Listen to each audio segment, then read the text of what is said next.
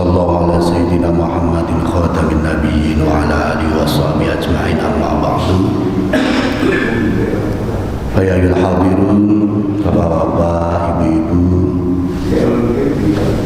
sesepuh bini sepuh yang saya hormati, syukur alhamdulillah di pagi hari ini kita masih diberikan kenikmatan oleh Allah Subhanahu wa taala, terutama yaitu nikmat iman, Islam, sehat walafiat, taufik serta hidayah, sehingga di pagi hari ini kita masih diberikan kenikmatan oleh Allah untuk datang ke masjid ini untuk melaksanakan sholat subuh berjamaah.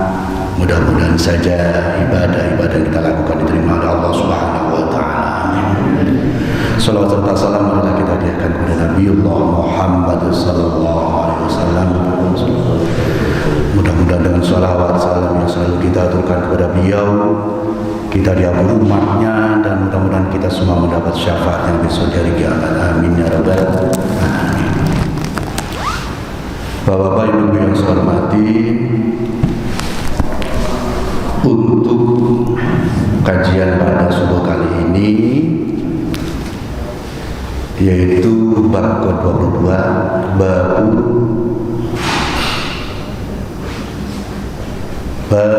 fin nasihati, bab menerangkan tentang nasihat.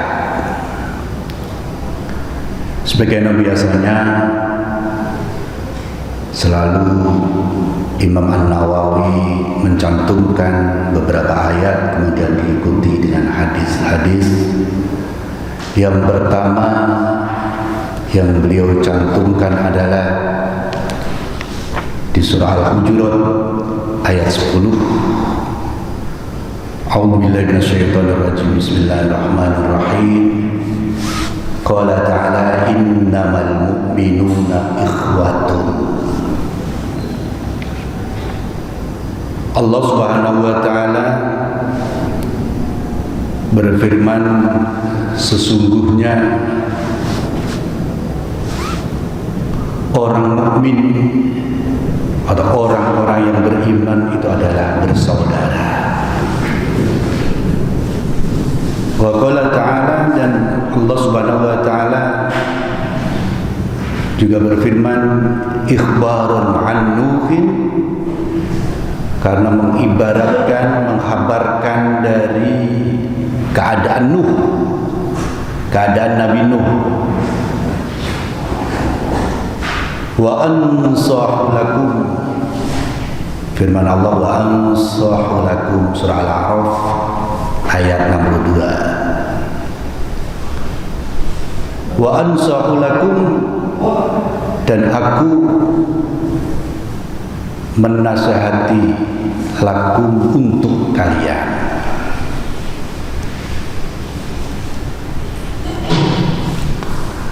Wa an Hudin, dan dari Hud, dari keadaan Nabi Hud waktu itu menerangkan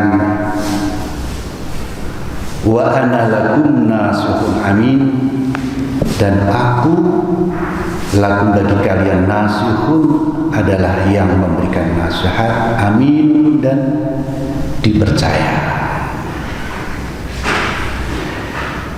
Di dalam dua ayat ini mengenai nasihat,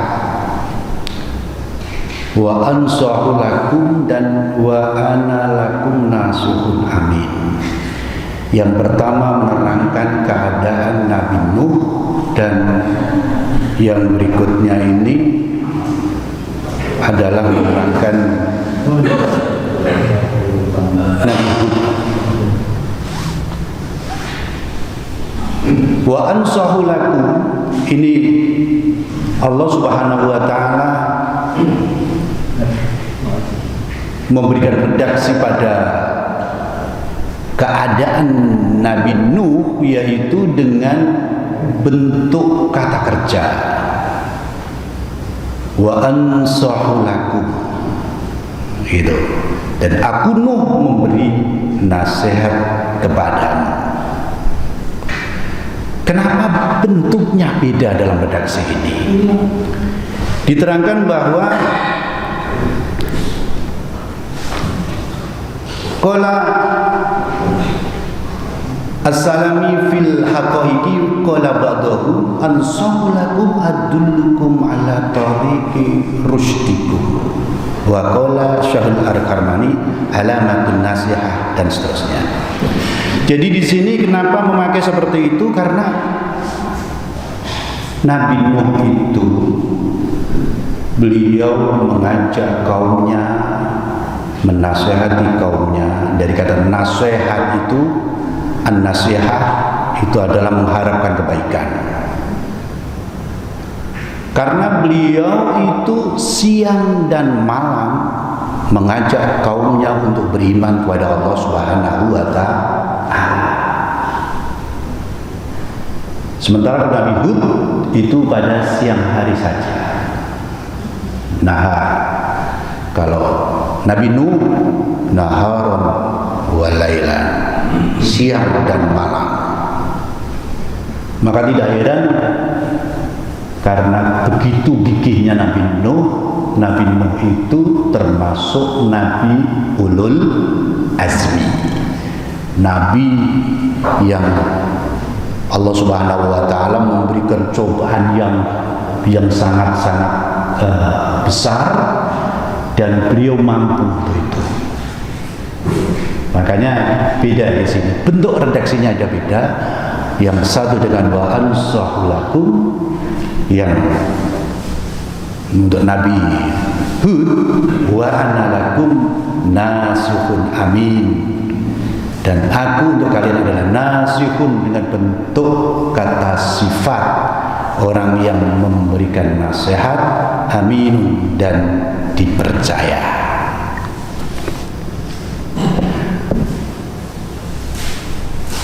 Untuk nasihat ini di dalam hadis-hadis Rasulullah SAW, yang pertama, wa amal ahadisu, adapun hadis-hadis, fal awwalu, maka adapun yang pertama, an Abi Ruqayyah Tamim bin Ausin ad-Dari, anna Nabiyya sallallahu alaihi wasallam qala ad-dinu an-nasihatu, kulna liman, qala lillahi wa li kitabihi wa li rasulihi wa li a'immatil muslimina wa ammatihim.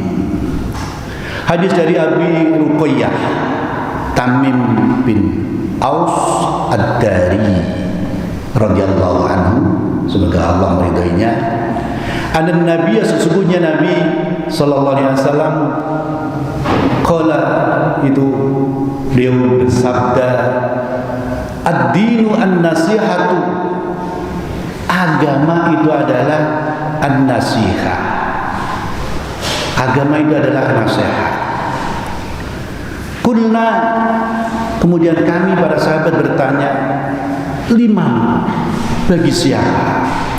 Qala, Nabi menjawab, lillahi, yaitu bagi Allah, wali kitabihi, dan bagi kitab Allah, wali rasulihi, dan bagi rasul-rasul Allah, wali a'immatil muslimina, dan bagi pemimpin-pemimpin orang Islam. Jadi a'immah itu adalah bentuk dari jamak imamun, a'immatun. Tapi kalau ummatun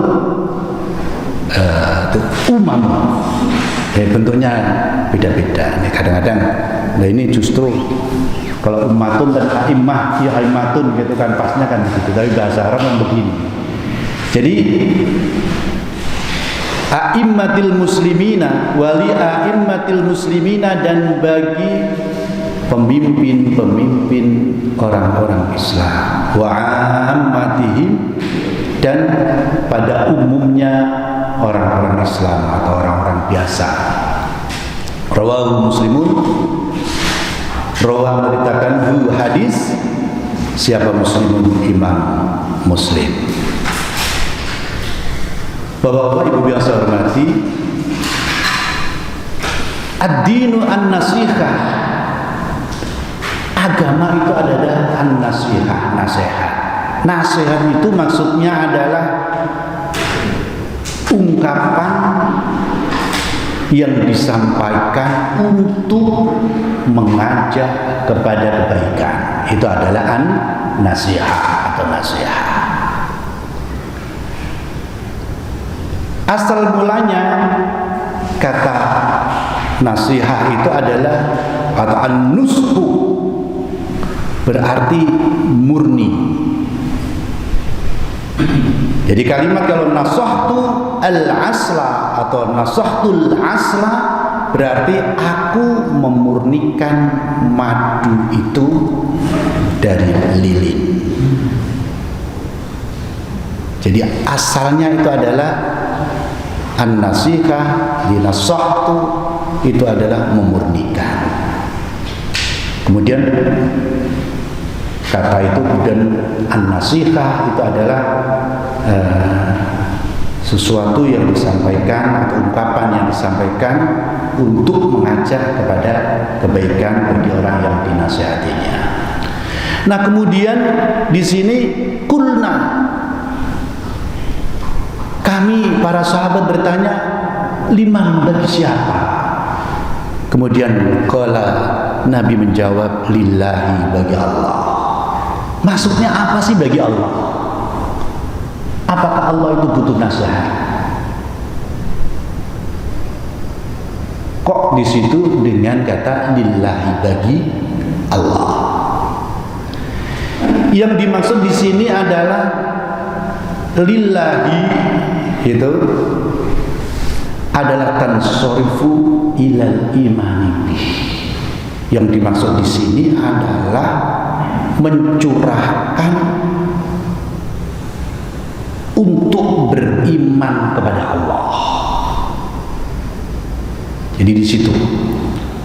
Kemudian wa nabi syariki anhu, dan menghilangkan, meniadakan kesyirikan.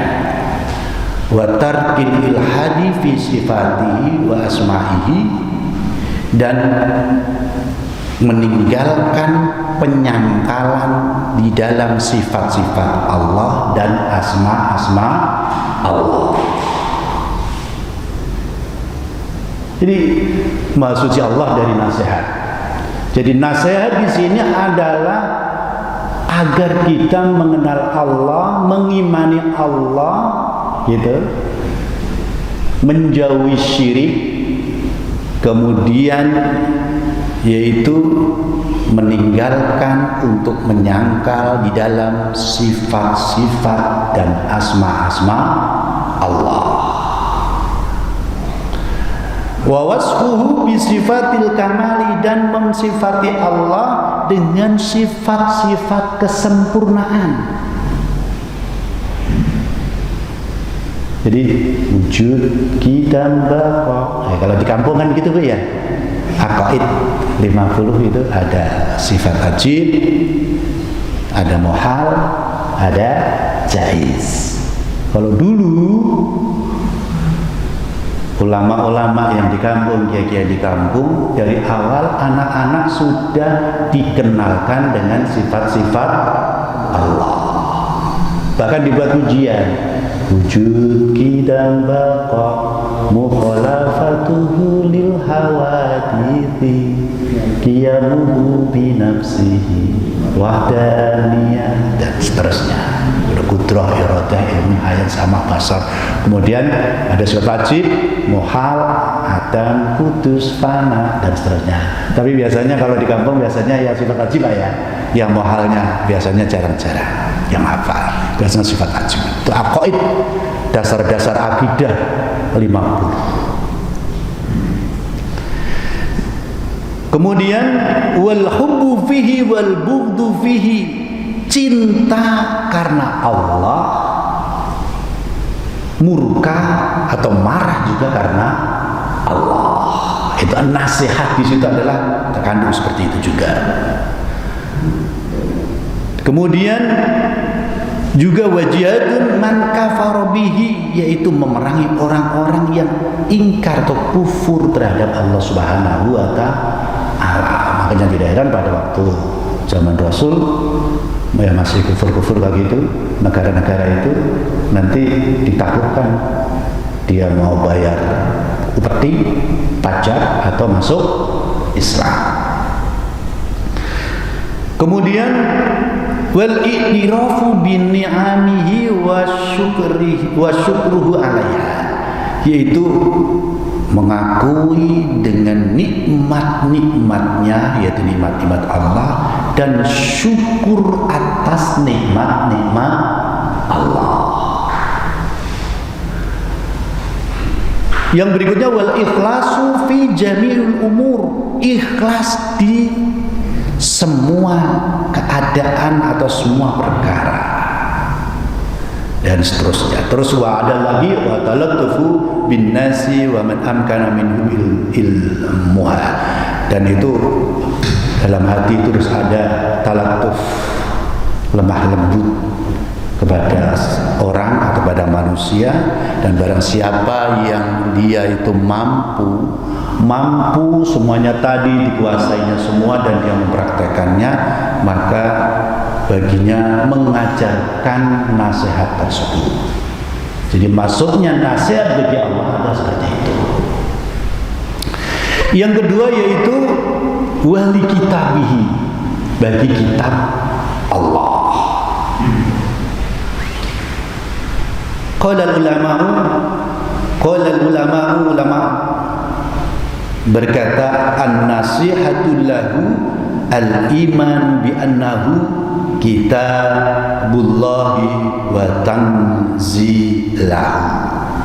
Yang dimaksud dengan nasihat bagi kitab Allah itu adalah iman bahwa sesungguhnya kitab Allah itu adalah kitab yang diturunkan oleh Allah Subhanahu wa ta'ala. Jadi iman kepada kitabnya. Kemudian la yusabbihu syai'an min kalamil khalqi wa la yabdiru alaihi ahadun minhum, dan tidak menyerupakan sesuatu pun dari kalam makhluk. Nah, jadi karena memang makhluk itu tidak akan pernah bisa membuat kalam sebagaimana kalam Allah, yaitu Al-Quranul Karim. Makanya di dalam Al-Quranul Karim di surah Al-Baqarah ada wa in kuntum fi raibin mimma nazzalna ala abdina fa'tu bi suratin min mithli, gitu kan? Kalau kau ragu wa kuntum fi raibin mimma nazzalna, dari apa yang kami turunkan ala abdina kepada hambaku yaitu Muhammad, fa'tu bi suratin, maka datangkanlah satu surat saja, dan seterusnya. Fa'tu bi suratin min mithlihi, dari yang semisalnya. Terus ada tantangan lagi, bahkan wad'u syuhada'akum min dunillahi in kuntum shadiqin, ajak semuanya, orang-orang yang bisa membantumu, orang-orang yang menjadi pemimpinmu, gitu kan? Semua ajak untuk bergabung untuk membuat yang semisal dengan Al-Quran, kalau kau termasuk orang-orang yang benar, in kuntum shadiqin. Tapi itu tuh fa'ilam taf'alu wa lam taf'alu fattaqun nar allati waquduhan nas wal hijarah uiddat lil kafirin. Jadi fa'ilam taf'alu, jika kamu berbuat, fa'ilam taf'alu, apabila kamu melakukan itu tidak akan bisa. Fa'ilam taf'alu walam taf'alu, dan tidak akan pernah bisa. Jadi dalam Al-Quran tadi fa'ilam taf'alu walam taf'alu pakai lam. Lam itu dulu kalau kiai saya itu di kampung itu ngaji jurmiyah itu beliau menguraikan dengan komplit. Lam itu harfun nafyin wa jazmin wa qalbin, huruf nafi meniadakan, huruf jazam menjazamkan, wa qalbin, dan huruf sebagai bentuk mengubah atau qalbu. wa qalbin, gitu kan. Jadi kalau fa'ilam taf'alu itu kamu sudah tidak bisa, gitu. Kamu tidak bisa, gitu. Udah ibarat orang itu sudah dicupin ya Pak ya. Udah dikasih, kamu tidak bisa. Fa'ilam taf'alu. Terus berikutnya, kalau tetap berusaha, walan taf'alu, dan tidak akan pernah bisa. Lam sama lam beda. Kalau lam mengubah dari bentuk mudhari, yaitu zaman yang akan datang atau sedang terjadi, dibuat menjadi bentuk madhi atau yang telah lewat. Kamu tidak bisa, gitu langsung. Terus kemudian diikuti dengan lan taf'alu wa lan taf'alu, dan tidak akan pernah bisa kalau berupaya. Lam dan lan beda. Kalau lan harfun nafyin wa nasbin wastiqbali, huruf nafi, huruf nasab, dan huruf istiqbal, yaitu masa yang akan datang atau hal, zaman hal. Kalau berusaha tidak akan pernah bisa. Makanya seperti itu. Makanya di sini iman kepada kitabnya, ya, maksudnya nasihat bagi kitabnya di sini, wali kitabi, tadi kan ad-dinu an-nasihah, agama itu adalah nasihat lillahi wali kitabi, bagi Allah dan bagi kitab Allah itu, yaitu mengimani dengan sungguh-sungguh bahwa kitab Allah itu adalah kitab yang diturunkan oleh Allah Subhanahu wa ta'ala, dan tidak akan ada yang bisa menyerupai kalam-kalam Allah itu. Seorang pun tidak akan pernah bisa menyerupakannya.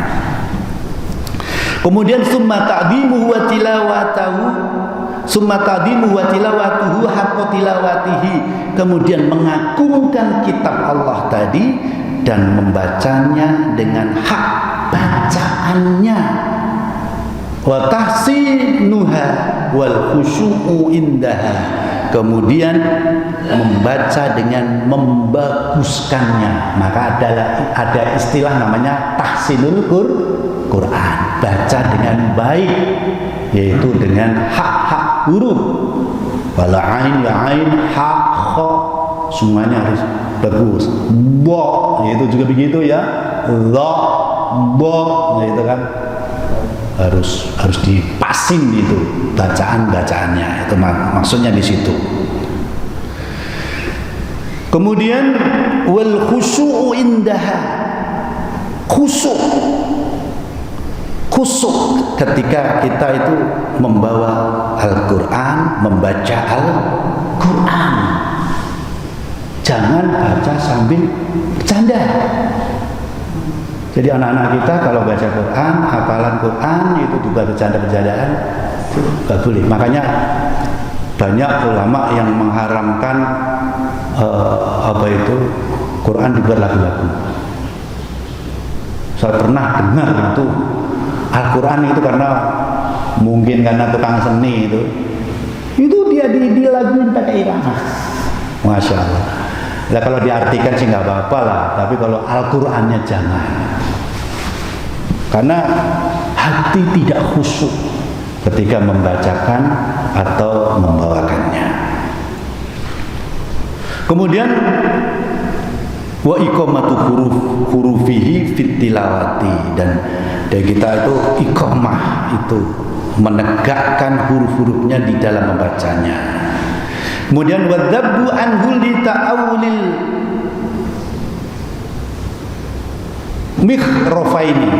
mahrofaini, menjaga darinya dari penyimpangan-penyimpangan, takwil yang tahrif. Itu ada mungkin yang disampaikan Al-Quran, sama-sama Al-Quran, tapi kadang-kadang ditakwilkan dengan sesuatu yang menyimpang karena dengan tujuan kepentingan diri masing-masing, atau mungkin kalau kepentingan kelompok bisa jadi. Jadi Al-Quran itu bisa dibawa kemana-mana kadang-kadang. Jadi tahrif itu pemalsuan, bisa penyimpangan. Gitu seperti itu.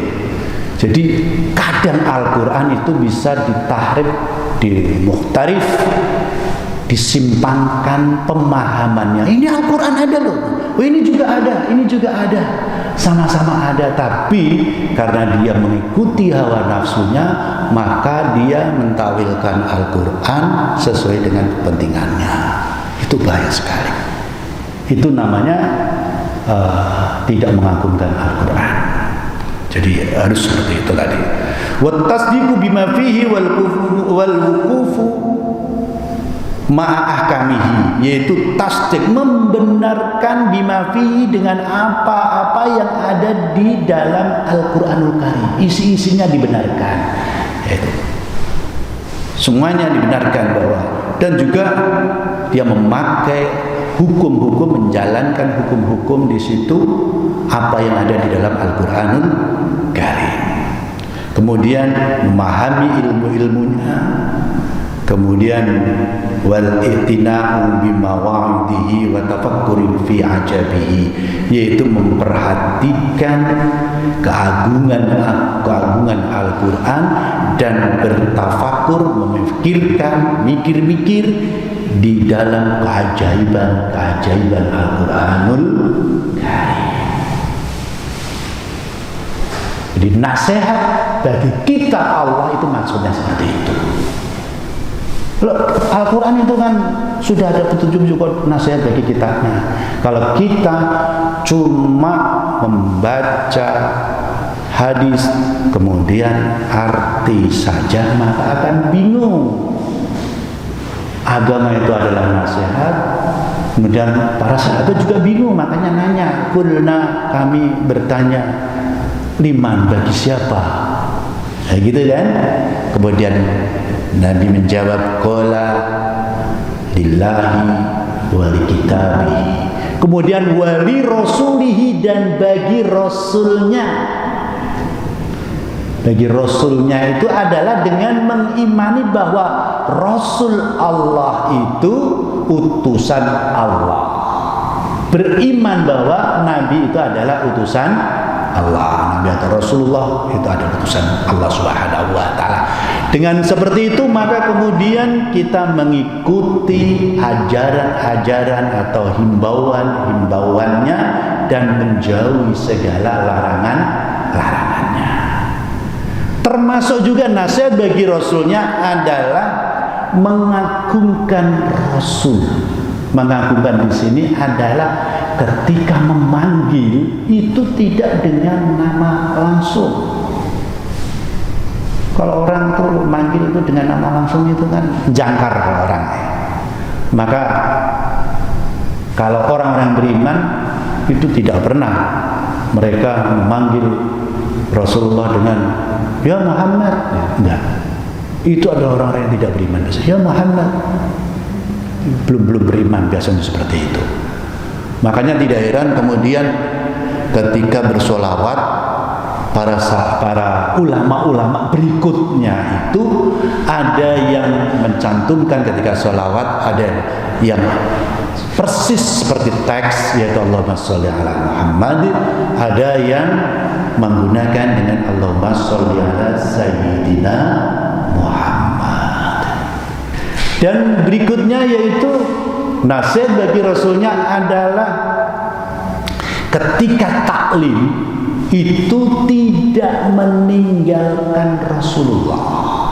Orang beriman itu taklim, Rasul menyampaikan itu tidak ada yang meninggalkan. Seandainya ini dalam keadaan darurat, kepepet, dia mau buang hajat dan sebagainya, maka dia berdiri dan memberikan semacam isyarat bahwa dia akan hajat sesuatu, ya kan? Kalau Nabi mempersilahkan maka baru keluar. Makanya di sekolahan Pak ya, itu kalau ada zaman kita apalagi Pak ya, di madrasah-madrasah atau sekolah SD saja itu, kalau kita mau buang hajat dan sebagainya, itu kan kita kan izin dulu ya, Pak mohon izin, mau masuk izin, mau keluar juga izin, ya kan Pak ya? Itu adalah tata krama kepada guru yang di situ dicontohkan, yaitu para sahabat kepada Rasulullah Sallallahu Alaihi Wasallam. Itu jadi wali kita bagi kitabnya, kemudian bagi Rasulnya adalah seperti itu. Kemudian ada yang berikutnya, yaitu wali a'immatil muslimina, bagi pemimpin orang-orang Islam. Apa yang dimaksud di sini? Wahia bi muawanatihim 'alal haqqi wa ta'atihim wa amrihim bihi, yaitu dengan membantunya di dalam atau mendukungnya di dalam perkara hak, perkara kebaikan. Kalau itu adalah kebaikan, maka kita diwajibkan untuk mendukung bagi pemimpin-pemimpin. Ini wali a'immatim, karena ini penting sekali. Kalau orang sudah tidak mematuhi aturan-aturan pemimpin, maka akan kacau. Suatu kelompok, entah kelurahan, entah kecamatan, entah provinsi, entah di suatu negara, itu kalau sudah tidak ada kepatuhan, tidak ada dukungan dari masyarakat, itu akan terjadi guncangan-guncangan, chaos, repot sekali nanti di situ. Maka perlu ada aturan, dan aturan itu kalau memang untuk kebaikan maka harus didukung, gitu. Kecuali kalau tidak kebaikan, begitu. Dan seandainya toh umpama ada pemimpin-pemimpin yang dia itu menyeleweng, maka nasihatnya itu adalah dengan nasihat yang baik. Itu diterangkan di dalam kitab Tahrim Khalifin, itu dalam salahnya seperti itu. Baik. Kemudian wa'ammatihim, dan bagi semua umat Islam, umumnya umat Islam, yaitu dengan dia, kalau ini nasihat bagi orang-orang awam kayak kita, yaitu memahami, mengimani bahwa Allah itu adalah Tuhan dan Rasulullah adalah utusan Allah, dan kitab itu adalah kitab yang diturunkan kepada Nabi Muhammad lewat Jibril, ya kan, yang diturunkan oleh Allah Subhanahu wa Ta'ala. Dan bagi kita orang-orang awam ini adalah juga mendukung tadi pemimpin-pemimpin umat Islam. Itu ada kewajiban seperti itu. Makanya di sini wa'ammatihim. Dan hadis ini adalah muttafaqun alaih. Rawahu Muslim. Bukan muttafaqun alaih. Rawahu Muslim. Hadis ini diriwayatkan oleh Imam Muslim. Hadis yang kedua, At-Tsani. Adapun hadis yang kedua, an Jarir bin Abdullah, dari Jarir bin Abdullah qala, beliau berkata, bayatu Rasulullah, aku berbaiat kepada Rasulullah sallallahu alaihi wasallam. Janji setia itu biat. Yang pertama yaitu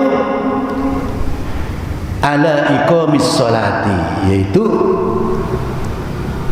mendirikan salat,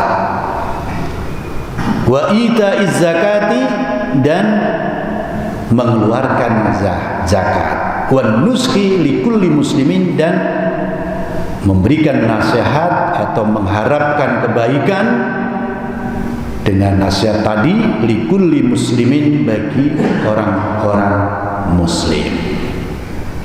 Itu. Yang di sini dimaksud iqamis shalah adalah asalnya iqam, ala iqamis shalah. Iqamis shalah itu asal kata dari iqamatis shalah. Ikomat itu dari ikomatun. Jadi faqudifat ta indal idhofah tahfifan. Dibuang taknya ketika dimundofkan, itu dibuang taknya adalah dengan alasan karena untuk biar ringan. Iqamis shalah. Kalau orang Arab mengatakan iqamatis shalah, ala iqamatis shalah itu berat. Jadi iqamis shalah. Kalau idhofah itu taknya dibuang. Nanti jangan teruskan, oh ini kan harusnya dari iqamah itu. Masdarnya kenapa bentuknya hadisnya seperti ini? Kalau kita tidak tahu, nanti akan kebingungan gitu. Iqamis shalah. Ya kalau nggak ngerti sama sekali ya sama saja, mau iqamis shalah mau iqamatis shalah, ya kan Pak ya? Kalau kita nggak ngerti kan nggak mempermasalahkan itu. Tapi kalau ahli bahasa ini hadisnya ini gimana itu, apalagi yang orientalis itu yang musuh Islam cari kelemahan-kelemahan. Lah itu kan bentukan masdarinya kan iqamatun. Dari artinya iqamatis shalah bukan iqamis shalah. Nah, itu karena kalau idhofah itu untuk biar ringan maka dibuang tak bulatnya. Ya. Tak marbutohnya. Yang dimaksud di sini mendirikan sholat adalah wal muradu al idyanu bil maktubati, yaitu melaksanakan sholat-sholat yang sudah di waktu-waktu, sudah diwajibkan, mustaqbilatil faraidi, yaitu dengan menyempurnakan fardu-fardunya atau kewajiban-kewajibannya, wasunani dan sunnah-sunnahnya, wal adabi dan adab-adabnya. Kemudian wa itaiz zakah, yaitu yang dimaksud di sini adalah mengeluarkan zakat yang fardu. Itu kalau baiat itu, kalau sudah baiat itu dia yang wajib-wajib itu harus dikeluarkan, tidak boleh menyangka. Nah, kalau yang sunnah-sunnah itu kan sunnah. Jadi kalau kita sunnah zakat ya boleh-boleh saja kan sunnah Pak ya. Tapi yang pokok itu harus tidak boleh ditinggalkan kalau sudah baiat seperti itu. Kemudian wan nusku likulli muslimin, yaitu memberikan nasihat atau mengharapkan kebaikan dengan nasihat atau ungkapan tadi likulli muslimin, bagi semua orang Islam. Jadi kalau ini dilakukan, orang kok baiat semua, berjanji setia, ya kan, sholat, ngeluarin zakat, kemudian memberikan nasihat, berarti orang itu peka. Terus juga ada semacam kepedulian terhadap sesama. Kalau dia itu memang seperti itu, ya kita nasihati. Kalau kita inginnya baik, jangan dulu yang penting saya baik, lainnya enggak, terserah. Nasihat tetap harus, ya kan Pak ya? Entah dia ngikut atau tidak itu bukan urusan kita. Ngasih nasihat untuk orang-orang yang dekat dengan kita, mungkin orang tua kita kalau itu kurang benar, kemudian istri, anak. Tapi tentunya nasihat itu harus, istilahnya orang Jawa itu empan papan, ya Pak ya, harus sesuai dengan keadaan. Kalau orang tua ya dengan kata-kata yang baik disesuaikan. Kalau untuk orang-orang yang pengaruh-pengaruh besar, yaitu jangan langsung di muka umum. Itu namanya mempermalukan di depan umum. Ustadz salah kalau itu, Ustadz gimana gini. Kan biasanya dia kalau ngomong sama orang itu kan, orang kan pada nurut. Kalau digitu-gituin, wah Ustadz kemarin jadi omel-omelin begini, martabatnya turun. Atau mungkin pejabat dimarahin di depan anak buahnya. Dia atasannya marahin ini mama di depan anak buahnya. Dan kira-kira tidak bagus seperti itu. Jadi memberikan nasihat itu harus empan papan, harus dipaskan sesuai dengan keadaan. Kalau untuk anak beda lagi, kan gitu Pak ya. Untuk saudara juga beda lagi. Hadis ini muttafaqun alaih, hadis ini disepakati oleh Bukhari dan Muslim. Jadi ini ada redaksi yang beda-beda. Nanti ittifaq itu biasanya, kalau ittifaq itu berarti hadis ini ada mungkin beda-beda matan dikit-dikit, jadi muttafaqun alaih. Kalau biasanya kalau rawahu syaikhan diriwayatkan dari dua syekh, dua guru besar ulama hadis, yaitu Imam Bukhari dan Muslim. Biasanya kalau redaksinya sama persis, rawahu syaikhan. Kalau muttafaqun alaih itu berarti senada diriwayatkan oleh dua imam. Itu mungkin ada sedikit beda, sedikit ini, kemudian ini biasanya digabungkan. Yang berikutnya hadis yang ketiga, at-tsalisu, hadis yang ketiga, an Anasin, dari Anas radhiyallahu anhu, semoga Allah meridhoinya, anin Nabi, dari Nabi Muhammad sallallahu alaihi wasallam. Qala, beliau bersabda, la yu'minu ahadukum hatta yuhibba li akhihi ma yuhibbu li nafsihi. Tidaklah sempurna iman seseorang di antara kalian hatta yuhibba, sehingga dia cinta li akhihi, kepada saudaranya, sehingga dia suka, senang, cinta kepada saudaranya, menyukai ma yuhibbu li nafsihi, apa yang dia suka, li nafsihi, bagi dirinya. Jadi kalau orang yang mampu beriman dengan sempurna, itu seseorang itu adalah dia itu harus sayang, suka bagi atau kepada saudaranya. Kalau memang dia itu senang sesuatu, suka dengan sesuatu, maka dia juga harus memberikan hak bagi saudaranya untuk menyukainya. Jangan kita senang, yang lain tidak boleh memperolehnya. Kalau kita senang mendapatkan nikmat, saudara kita juga senang mendapatkan nikmat. Jangan sampai sama-sama orang yang beriman, apalagi saudara dekat, beriman lagi, ya kan, kok menginginkan kemadharatan kepadanya. Jangan sampai itu. Kalau toh memang itu dia itu memang menjengkelkan sekali, ya mudah-mudahan Allah mengampuninya. Ya, doakan semoga Allah mengampuninya, karena dengan seperti itu doa itu kembali kepada kita sendiri. Jangan kira enak saja kita doain kebaikan, bahkan ada yang sadis lagi tidak ada maaf bagi. Wah, begitu kan, karena jengkel sama saudaranya. Jangan seperti itu. Jadi apa yang disukai kita, saudara kita pasti menyukainya juga. Oleh karena itu kita harus hadir. Kalau orang sudah mempraktekkan seperti ini, saya yakin, aku yakin orang-orang beriman itu akan kuat, ya Pak ya. Kalau dia senang jadi pejabat, ya saudara kita pasti ya, jangan sikut-sikutan, gitu kan. Kalau sikut-sikutan kan hancur satu, bisa-bisa hancur keduanya. Ya kalau seperti ini ada kasih sayang di antara saudaranya, maka di sini orang itu dikatakan beriman dengan sempurna kalau sudah mempraktekkan, yaitu mencintai saudaranya sebagaimana dia mencintai dirinya sendiri. Ini adalah hadis yang terakhir. Mudah-mudahan saja apa yang saya sampaikan bermanfaat. Kenapa? Ada mau ditanyakan? Sudah ada ya? Alhamdulillah. Berarti sudah paham semua. Tinggal praktekin Pak ya. Tinggal praktekin. Mudah-mudahan kita semuanya dimudahkan oleh Allah Subhanahu wa Ta'ala untuk bisa menjalankan apa-apa yang ada di dalam Al-Quran dan hadis ini.